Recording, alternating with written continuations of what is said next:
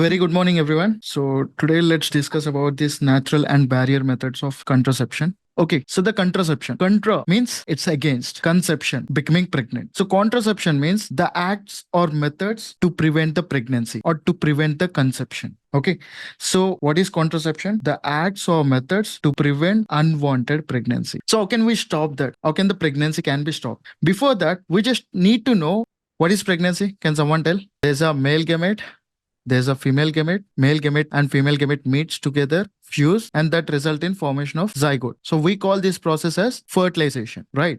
So once this fertilization happen, this zygote will divide through mitosis and undergoes implantation. So what is meaning of implantation?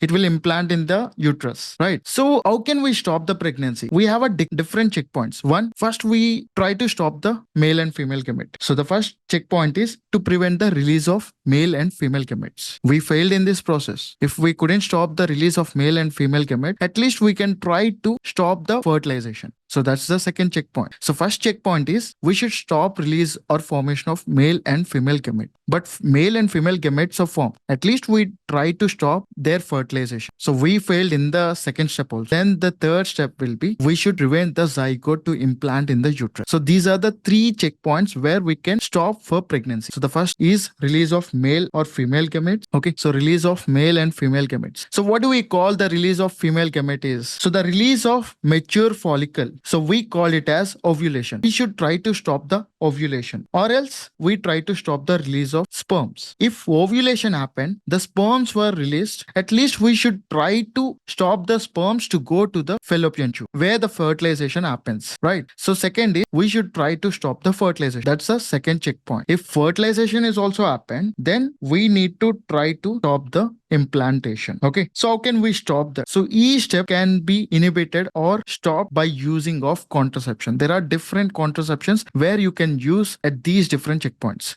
The first checkpoint is release of gametes. So we are using contraceptions to stop the release of sperms or to stop the release of ova. The second checkpoint is we try to stop once the sperms are released into the female reproductive tract, we try to stop them going to the fallopian tube where it meets the ova. If we still fail that, we use the contraception where it will inhibit the implantation. Understood? So these are the three different regions where we try to stop the contraception. Okay, we try to stop getting the pregnancy by using different contraceptive methods. Understood? Is that clear? Yes, sir. Yes, sir. Yes, sir. Okay, first, before we are talking about the contraceptives, so how should these contraceptives should be? One is user friendly. That means it is easy for the people to use correctly and consistently and without even need of doctor. So the first contraception is user friendly. Okay, so the second one is easily available. So it should be accessible without significant barriers. Like it can be easily available in the market. The cost should be very reasonable price so that everyone can afford it. And the third one is effective. So why we are using the contraception? So what is the use of contraception? Prevent unwanted pregnancy. Yeah, to prevent the unwanted pregnancy. So it should be effective. Once we are using these contraceptives, it should try to prevent the pregnancy. There is no chance to get the pregnant while we are using this. Otherwise, the effectiveness is no use. If we are after using also, if we get the pregnancy, then it's least effective, right? So the efficacy of contraceptive should be high. So the next one is shouldn't interfere with sexual act. It should not hinder or alter the sexual pleasure or sexual drive while you are using the contraceptives.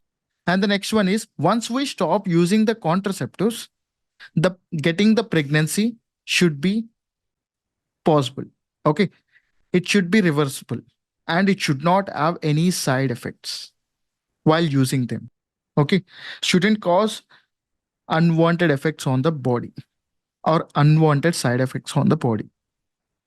So these are the ideal contraceptives. What are they? Tell me.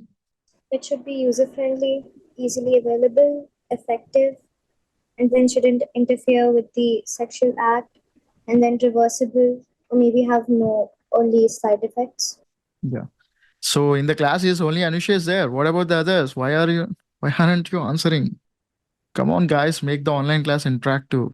Otherwise, it will be so boring. So an ideal contraceptive, something that should be convenient, something that should be reliable, safe, user friendly, easily available, effective, and it should be reversible, and it should not hinder the sexual pleasures, right? So without anyway affecting the sexual compromise.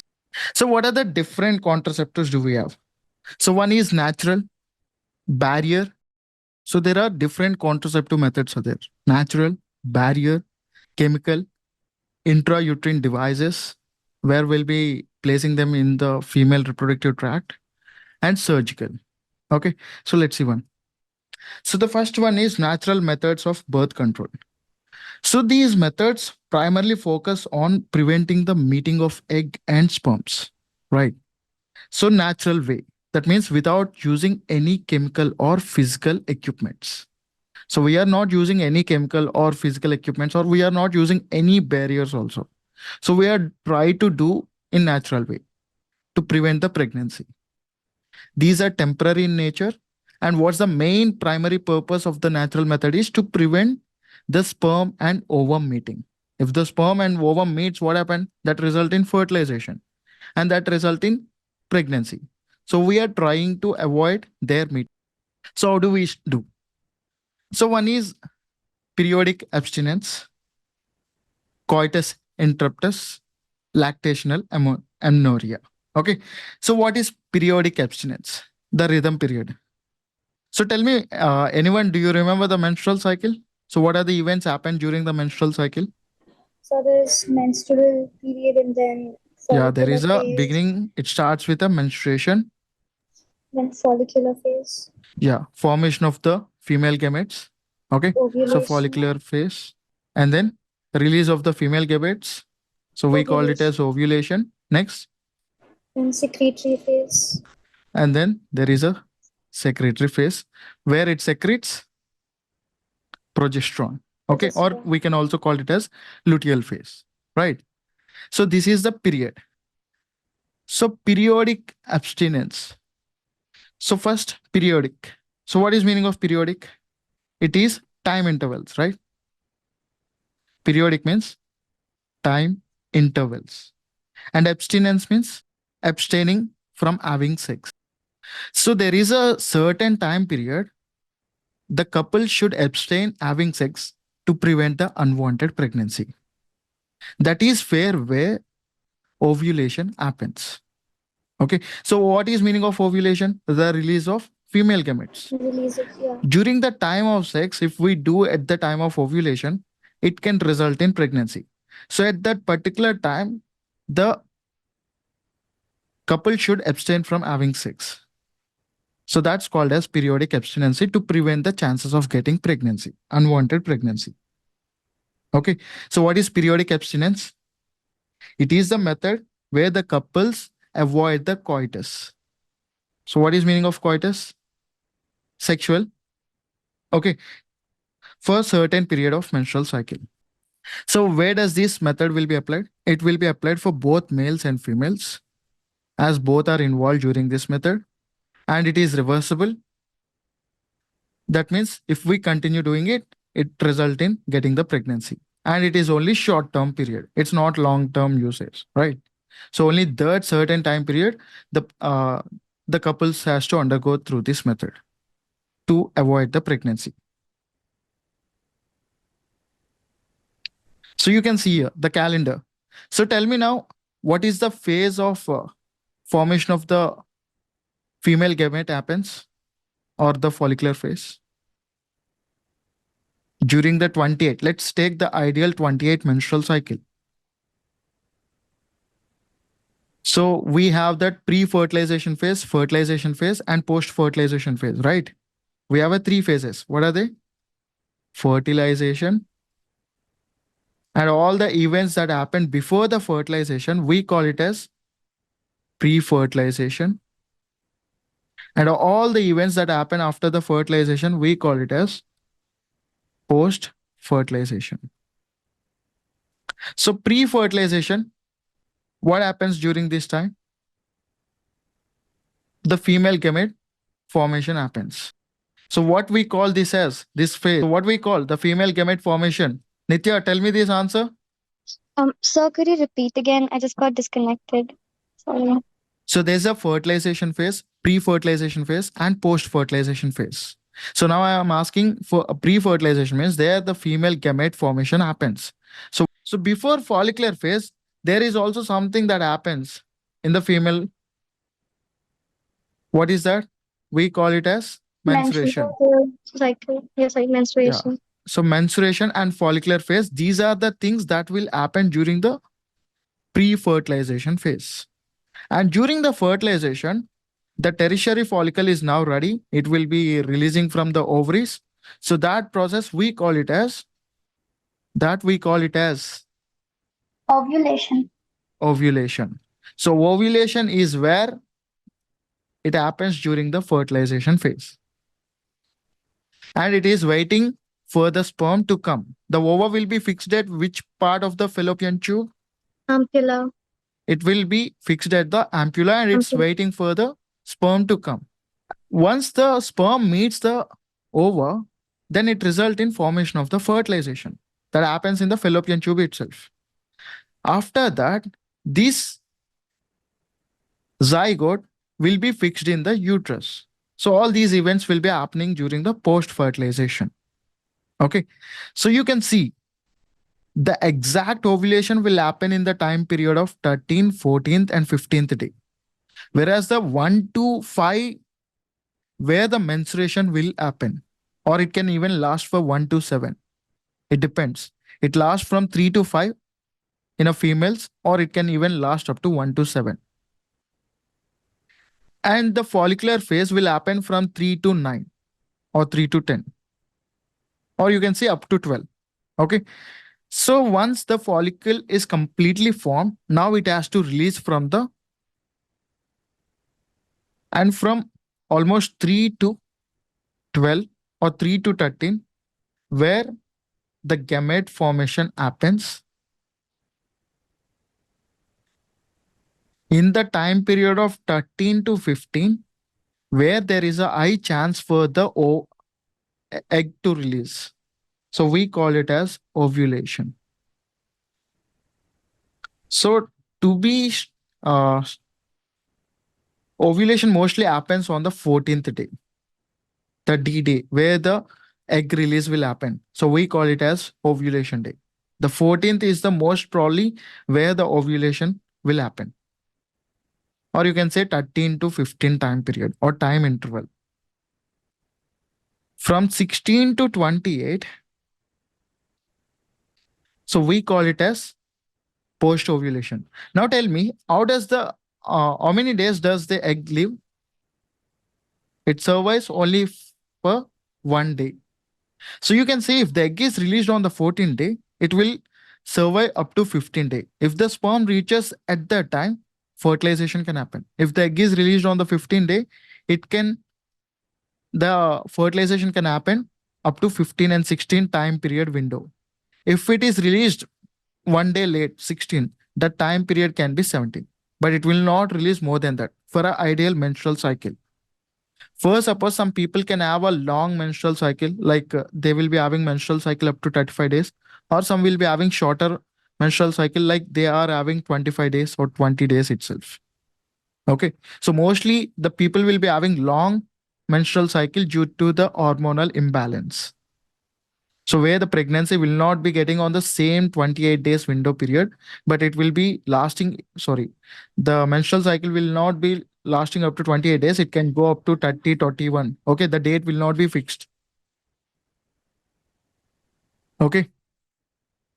So for those, the time period can change. The ovulation, when it will be released, it can change. Okay.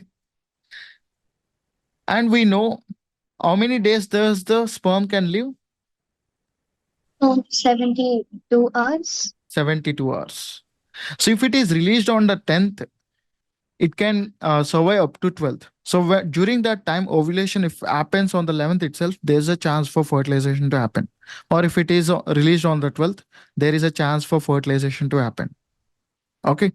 So that's the reason why 10 to 17, we call it as the non-safety time period, where there is the chance for pregnancy can happen. Okay, or you can say the fertile time period, where it is a high risk time period where the pregnancy can happen. Okay, so actually 13, 14, 15 is the time where ovulation will happen. So prior 3 days and post 2 days, or you can say prior 3 days and post 3 days, where the fertilization chance is very high.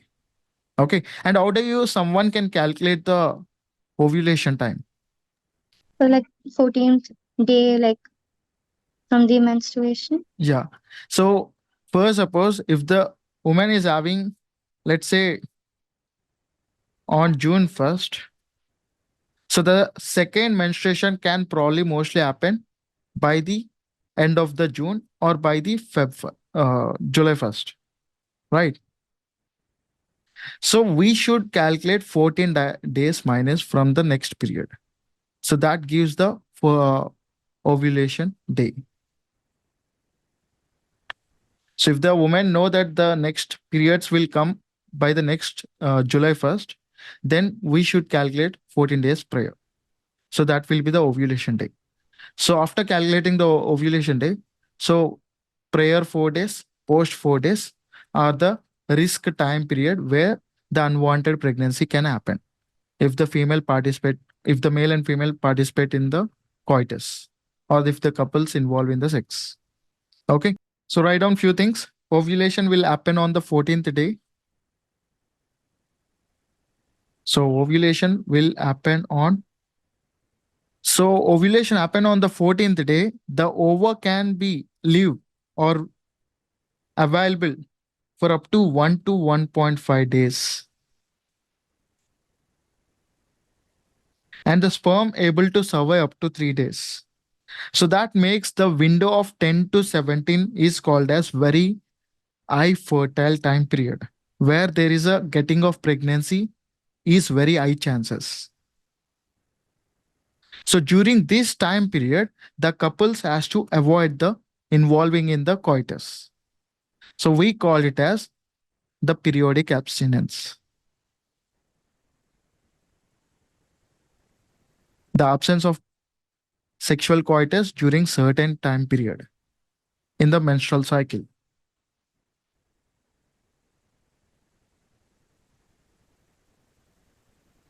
So now tell me what happens if the couples involved in the coitus during the other time, removing this window of 10 to 17. So there's lesser chance of getting pregnant or like fertilization to occur. Yeah. So the sperms enters the vagina tract and it remaining days of the cycle. So what happened? There will be no conception. Okay. So this sperm will swim through all the cervical canal. It will reach to the uterus and then it enters into the fallopian tube and it's checking further over in the ampulla region. But there is no ova in the ampulla region. Okay. Or the site of fertilization. So there will be no fertilization can happen. Okay. So we call it as periodic abstinence. So what will be the efficacy? The efficacy is up to 80 to 87%. But there is a huge drawback for this method. So what is that is we cannot actually find the ovulation exact day.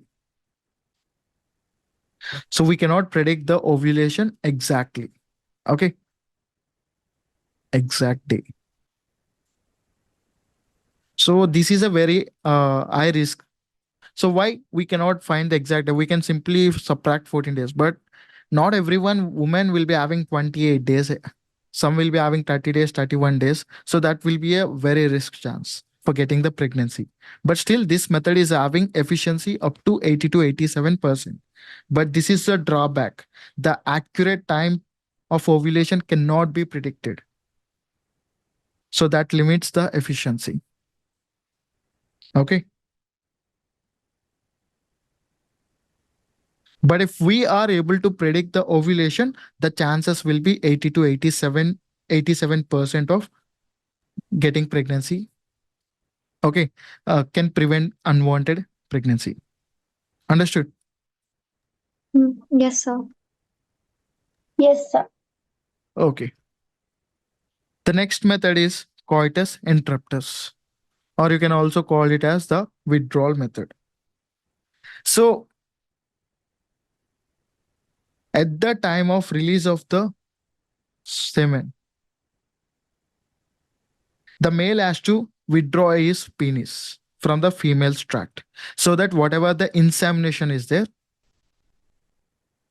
can be avoided.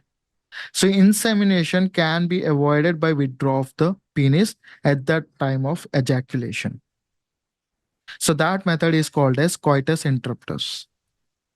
So, it is in the males, and it is reversible, and it is very short term.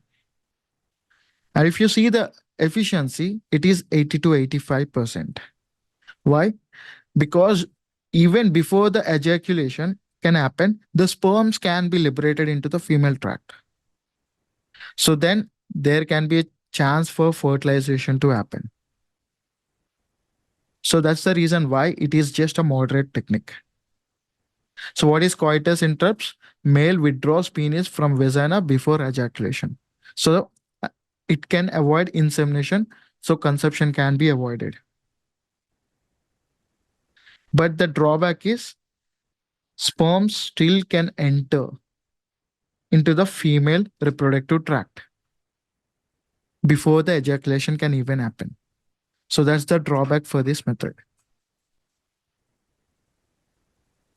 And the last method is lactational amenorrhea. That is called as absence of menstruation.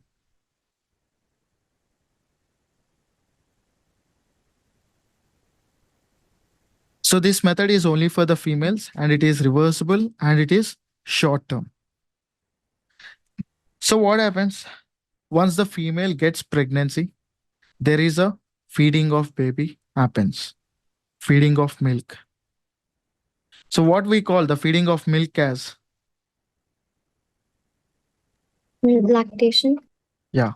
So the female will be having lactation or the lactating or breastfeeding. Okay. So when the baby is suckling the milk from the female, I mean from her mother, so it sends the signals to hypothalamus. So when the baby is drinking milk from her mother, it sends signals to the hypothalamus. Okay. And what does the hypothalamus will do regarding the reproduction? What does the hypothalamus releases to pituitary? Prolactin. Which one? Okay, I'm not talking about the milk. For the reproduction, for the formation of the gametes. For the gametes. Gonadotropin. Yeah, it releases gonadotropin releasing hormone. Okay, so this gonadotropin releasing hormone, what does it do? It stimulates the pituitary. Yes or no? Yes, sir. Yes, sir. So it stimulates the pituitary for releasing of which hormone? LH and FSH. FSH. But the feeding of milk sends the signals to the hypothalamus. Those are negative signals. That means the performance of the hypothalamus will be released, inhibited, reduced. So GnRH will be reduced. When GnRH is reduced, pituitary will not be stimulated for releasing the LH and FSH.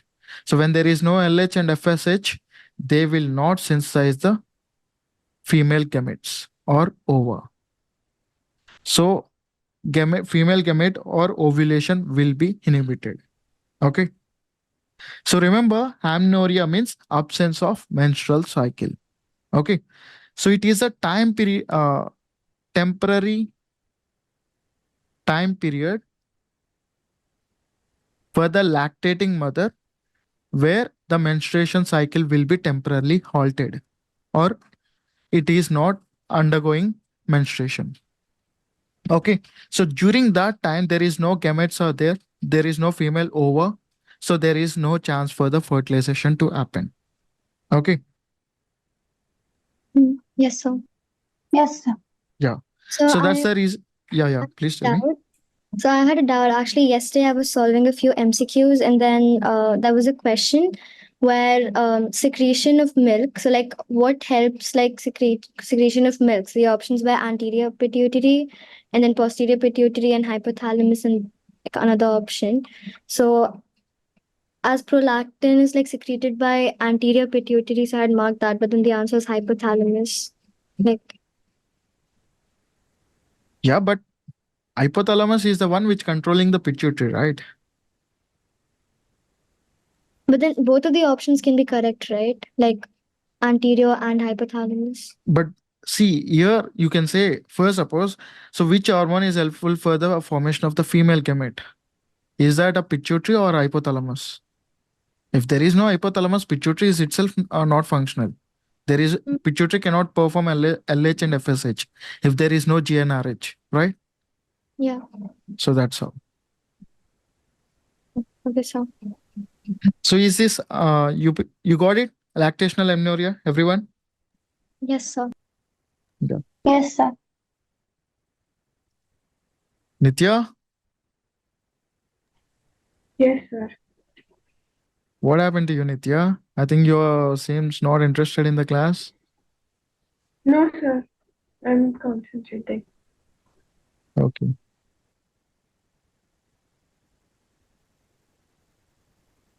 So yeah, the effective time period is only 6 months after the parturition. Okay. Even this time period can be reduced. The maximum time period is 6 months, but still the time period can be reduced. Can you guess why?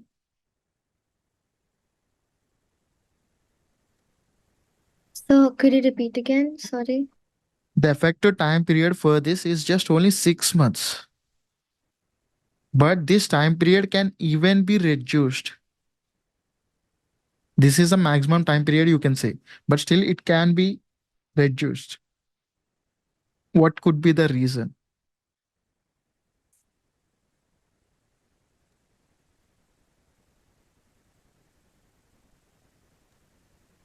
So why does lactational amenorrhea is causing? What is the main reason behind it? Decrease of gonadotropin release. The baby, right? Yeah. Feeding the baby. If a woman stops feeding the baby, what happened? Whatever the impulse the baby is sending, like the suckling action of the baby, there is no suckling action. When there is no suckling action, what happened? It will not send the information to hypothalamus. So when it will not send the impulse to hypothalamus, what happened? Hypothalamus will just now release GnRH that will act on the pituitary, and the pituitary will release LH and FSH. So there will be formation of the gametes again. So there is the chance for the pregnancy to happen again. So the time period only lasts up to 6 months. Still, the baby continues suckling milk from the mother, taking milk from the mother. If the baby is not feeding the milk, then this will not work. The lactational amenorrhea will not even last up to 6 months. It can even last up to just only 1 month. That's it. Understood? Yes, sir. So that's how our nature has designed in such a way that to get the next pregnancy, first the initial baby should be feeded so well so that the next baby can be altered for some time till the baby gets feeding. Yeah, answer this question. For effective use of rhythm period, coitus should be avoided from day dash to dash for a woman's menstrual cycle. Okay. 17. Hmm? Option A. Option A. Yeah, it is 10 to 17. Okay, so these are the three natural methods we have. Next one is barrier method. So the barriers methods where we are trying ovum and sperms meeting physically. Okay, so we are putting the barrier so that the sperms cannot meet the egg. Because of this, the wall that is present here. So we call this method as a barrier method. Okay, to in order to prevent fertilization.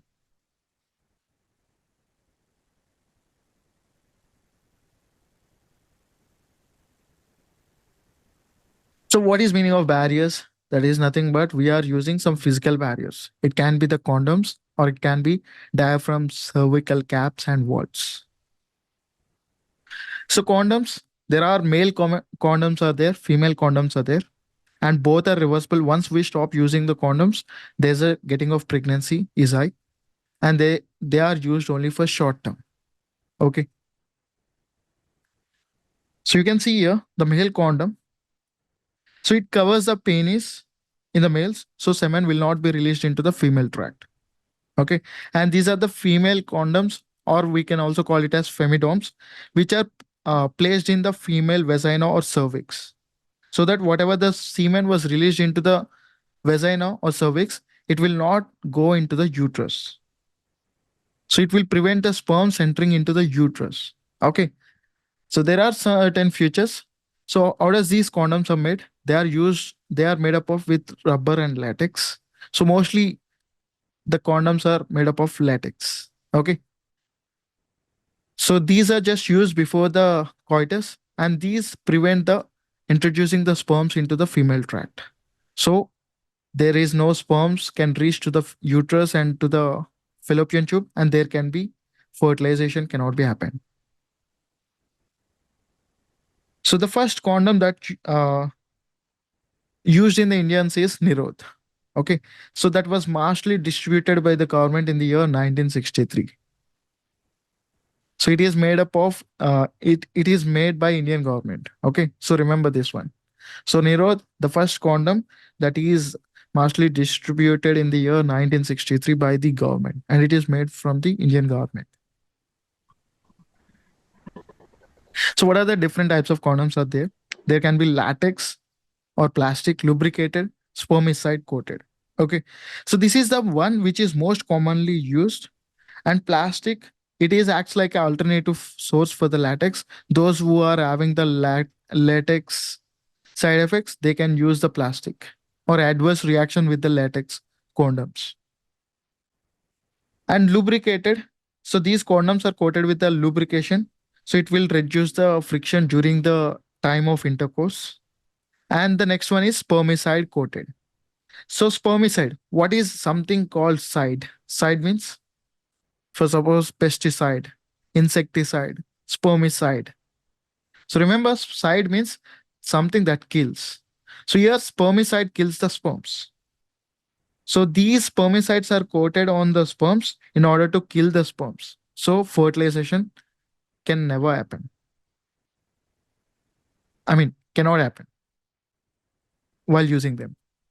So there are certain people who experience the itching, redness, swelling by using the condom. So those who are having the latex allergy. But there are very less number of people who are suffering with this latex allergy. That's a 4.3% of the world population, according to 2016 census. Okay. Those all information is not needed, just extra added value. That's it. So advantage of the condoms, it not only just prevents the pregnancy, unwanted pregnancy, but it also protects from the STDs, sexually transmitting diseases like AIDS, gonorrhea, syphilis. And it is easily accessed and easily disposable and can be self-inserted. So there's no need of second person like doctors or nurses. So efficacy for the male condoms, it's a 98%. For female condoms or femidoms, it's a 95% efficiency. Okay. So that less percent is due to tear of the condoms that can release the semen into the female tract. The first condom is just made by the sheep intestine. But the sheep intestine is so porous, so virus can get through it, and that can cause HIV. So the next one is diaphragm, cervical caps, and warts. So these are just used in the female tracts. These are reversible and these are short terms. And they are made up of rubber.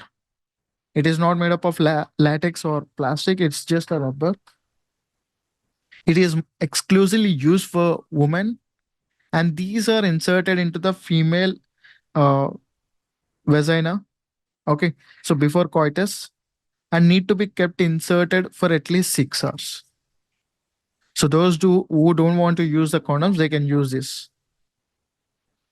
So there, the semen will be released into these caps. So the semen will not go into the uterus. So this blocks the sperms entering into the cervix so that it will not enter into uterus and then to the fallopian tube. And they can be reusable as well. So clean it and reuse it. So spermicide. So it is a contraceptive substance that will make the sperms immobilize. So they cannot swim up to the uterus. So it kills most of the sperms in the vagina itself. So remember.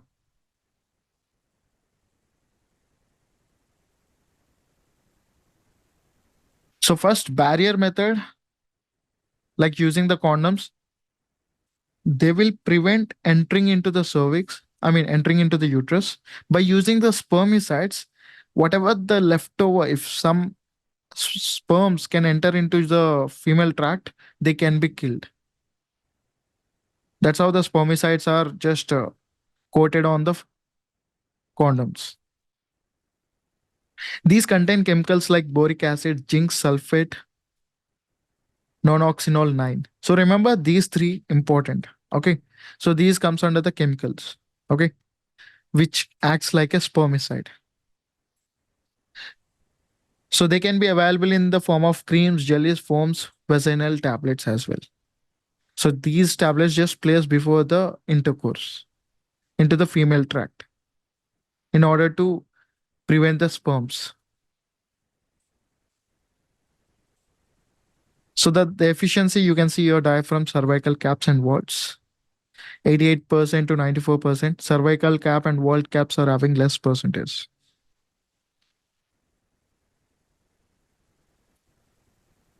So tell me, what are the advantages of using condoms? All of the above. Yeah.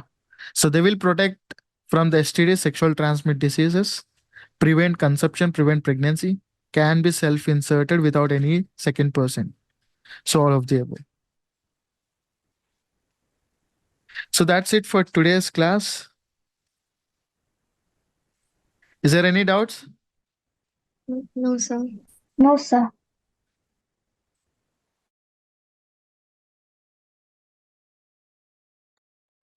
Okay then. Bye. Take care. Please join. Don't say that today holiday, Saturday is all day. Join so that we can finish off the syllabus. No, sir. I thought that was a holiday, so I had like another class scheduled. No, not just only you. I kept the poll and everyone is just no class today. So if we finish off the syllabus early, at the end you will be having so much of time to prepare, to revise. Otherwise, the syllabus will be ended at the time of November. So we'll try to complete by the time of August or October, so that we don't need to rush at the end. So is it possible if we could send a question bank for like this chapter? Okay, I'll be sending this chapter is not at yours. So most of the questions will come from molecular base of inheritance. I'll send DPPs today. Okay. By tonight, I'll send it. So just practice them. Okay. Mm. Okay, fine. Okay, sir. Bye bye. Take care. Thank you. Bye.